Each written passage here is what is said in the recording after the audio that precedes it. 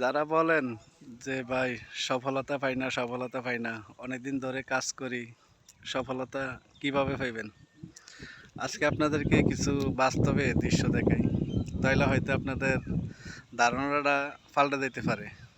এই যে দেখেন, ক্ষেতের ভিতরে একজনে বন বাসে, কি জন্য বাসে?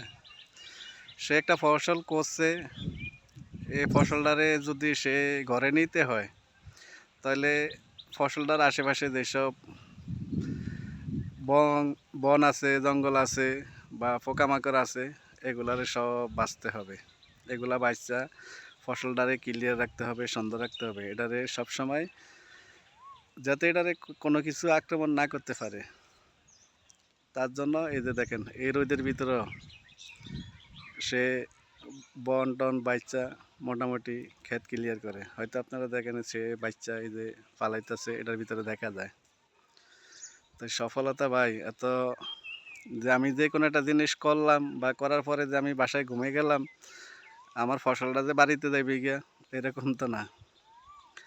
তো একটা জিনিস আপনি যদি ঘরে নিতে হয়, আপনার যদি পাইতে হয়, সফলতা পাওয়া কিন্তু এত খুবই সহজ না। আপনি সফলতা পাইবেন, আপনার পরিশ্রম করতে হবে। আপনার রোদ, বৃষ্টি, বাতাস এগুলা সব আপনার মাথার উপর দিয়ে যাইব। তারপরে যাইছে আপনার সফলতা, তার আগে না। তো এই যে কোনো জিনিস আপনি শুরু থেকে হয়তো ফেসবুকে কাজ করেন, শুরু থেকে হয়তো আপনার কিছু লাইক ভিউ কমেন্ট আসবে, আপনার আত্মীয় স্বজন দেখবে। যখন আপনি কন্টিনিউ করবেন, তখন তারা হয়তো আপনার এই জিনিসগুলা ভালো চোখে দেখবে না, ভালো কিছু আসবে না।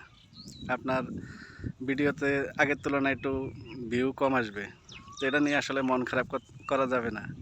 আপনি নিত্য নতুন ভিডিও ভালো ভালো ভিডিও দিতে হবে। আপনার ভিডিওগুলো ভালো, যত ভালো হবে তত ফেসবুক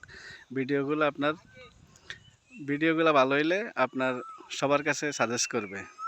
তো এই হচ্ছে নিয়ম। আর এই যে ফসলের কথা বলছি, আসলে এটা কোনো এক সময় বিচি রুইছে, বিচির থেকে গাছ হয়েছে, গাছের থেকে ফসল। এই যে মরিচ কিন্তু অলরেডি হয়েছে, মরিচ এবার ফাঁকে নাই, হয়তো কিছুদিন পরে ফাঁকবে। তাহলে সে খেতটা না নিয়ে এলে চলতো, কিন্তু জানে যে তার মরিচটা নষ্ট হয়ে যাবে। তার জন্যই সে এই যে খেতটা নিয়ে নিতেছে ফসলগুলা ভালোভাবে করার জন্য। তো যদি ভিডিওটা ভালো লাগে, যদি আপনাদের শিক্ষামূলক যদি কোনো কিছু থেকে যদি আপনাদের মন মতো ভিডিওটা লাগে, ভিডিওটা সবাইকে দেখার একটু সুযোগ করে দিয়েন। ইনশাআল্লাহ আপনাদেরকে সবসময় আমরা ভালো কিছু না কিছু পরামর্শ আমরা দিয়ে থাকি। এই পরামর্শ অনুসারে আপনারা কাজ করবেন, দেখবেন আপনারা ইনশাআল্লাহ সফলতা পাবেন। সবাই ভালো থাকবেন, সুস্থ থাকবেন। আল্লাহ হাফেজ।